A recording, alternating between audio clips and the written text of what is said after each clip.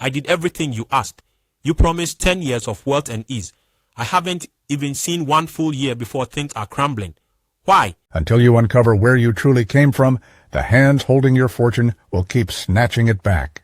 What do you mean? My mother? Mama. Things turned around for me like magic. And now it's vanishing faster than I can hold. And today, I was told to ask about my birth. Tell me what I don't know. I didn't give birth to you, Dio. Dio's breath quickened, his heartbeat loud in his ears. His feet carried him outside before her voice could call him back. He didn't see the bike coming. The screech, the flash, the dull thud, all collided in seconds. The world spun, and then blacked out.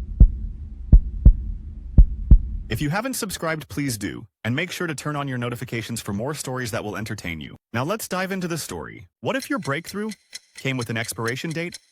Dio wasn't just unlucky, he was cursed from birth. And when he finally flipped his fate, the price? 10 years of glory, before destiny came back to collect. This is the story of one man, a mystery herbalist, and a bloodline shadowed by betrayal. If bad luck were a sport, Dio would have earned a lifetime sponsorship deal by now. In the same week, his landlord seized his mattress for unpaid rent, his best friend eloped with his business loan, and his Bolt driver account was suspended for a traffic offense he didn't commit. When his last 500 naira vanished from his pocket at Oshodi bus stop, Dio just laughed, loudly, like a madman. People stared. He didn't care. By 29, he had seen every version of rock bottom and had started giving them nicknames. Still, that evening, as the sky dimmed to a dusty purple, something sharp stirred in his chest. Not frustration, not anger. Desperation, laced with defiance. He didn't remember the first person who whispered about the herbalist. Probably one of those street mechanics who had a story for every calamity. Baba Khalifa. He has great powers no matter how roasted you are. He will fix you. Sharp, sharp. Dio normally dismissed such things, but that evening, with an empty stomach and a heavier heart, his feet moved on their own. The herbalist's compound crouched at the edge of town, behind cracked cement walls and rusted zinc roofs. The air smelled of camphor, incense, and secrets. Baba Khalifa sat cross-legged on a raffia mat, his white wrappers spotless despite the dusty ground. His eyes, sharp, gray-flecked, fixed on Dio long before he opened his mouth. "Your feet are heavy with questions," Baba said simply. And just like that, Dio poured out his life. The failures, the betrayals, dashed hopes. The herbalist listened, face unmoved, until Dio's words ran dry. Baba finally said, Your destiny is not lost. It is tied. Someone else is eating the harvest meant for you. rolling cowries across a faded mat. Dio swallowed hard. What does that mean? Baba's fingers moved swiftly, tossing bones, cowries, red stones, and cryptic patterns. His chants hummed low and steady. Minutes crawled.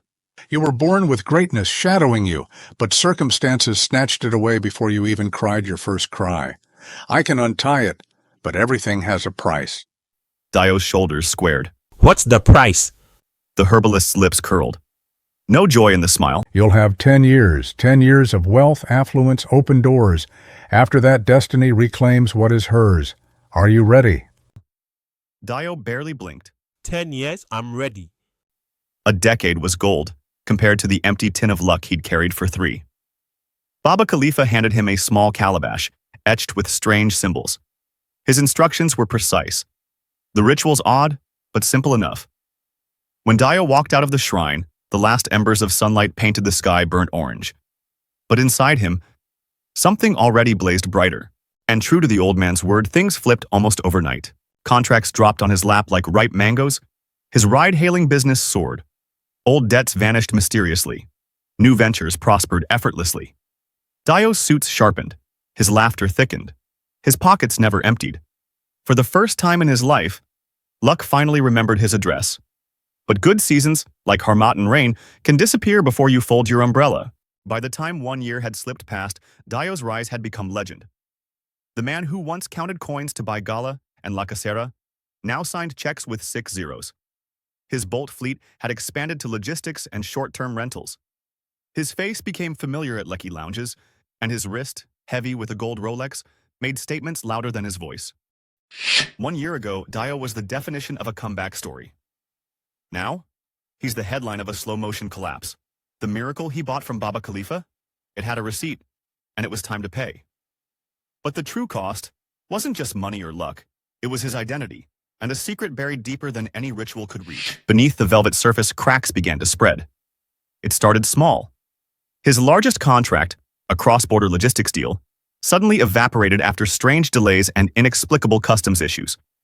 A few months later, one of his most trusted drivers absconded with 4 vehicles. His account started bleeding quietly. Hacked emails, wrong transfers, botched investments. Then, the more unnerving things began. He'd feel eyes on him in broad daylight, turn quickly, and no one would be there. Every morning, he'd wake with the same dream, standing at a forked road, with no clear path ahead. Sleep became elusive. Food lost its taste. His body, though draped in designer fabrics, felt weighed down like soaked fabric. And even worse, his confidant, Toby, vanished. Since all the while he was living in the trenches.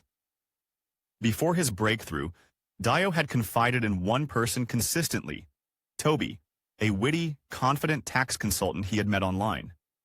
They had stumbled upon each other on a dating forum, and over the months, years had built an easy, comforting friendship. Toby was based in London, sharp-minded, elegant in her expressions, with a voice that often calmed Dio.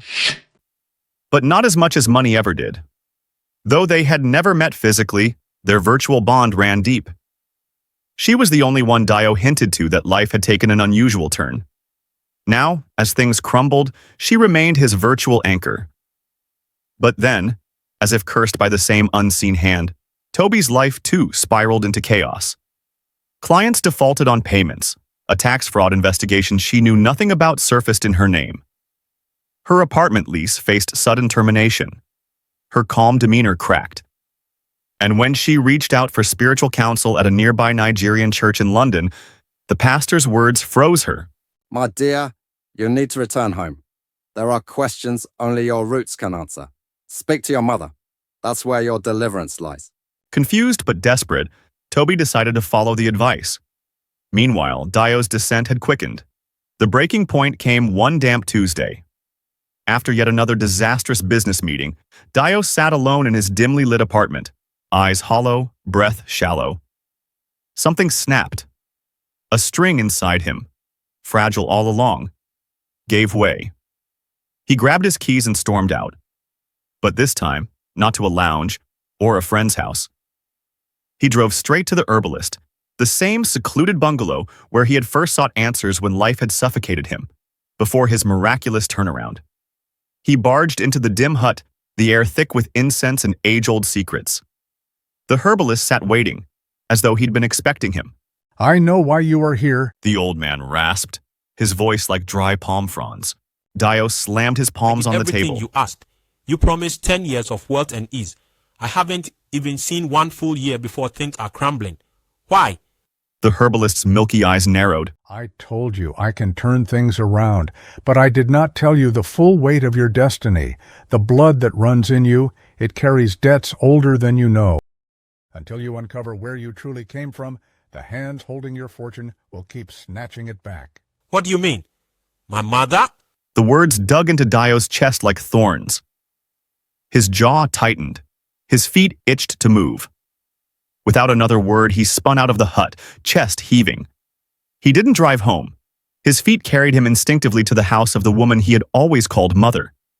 Confrontation wasn't planned, but pain made his words sharp. Mama. Tears and accusations Things turned tumbled around for freely. me like magic. And now it's vanishing faster than I can hold. And today, I was told to ask about my birth. Tell me what I don't know. Ask about your birth. Ask what happened the day you were brought into this world. The woman's face, lined with age and secrets, grew pale. Her lips trembled. After minutes of stammering, she sank slowly into a chair. Her voice came out dry, almost inaudible. I didn't give birth to you, Dio. Silence fell heavy like harmattan dust. Her hands shook as she wiped silent tears from her cheeks. Many years ago, my younger sister brought you to me. She said she found you, abandoned, and that you needed care. I was widowed, childless, and lonely. I didn't ask many questions. I took you in and raised you as my own. I never meant to hide the truth. I just didn't want you to feel less loved.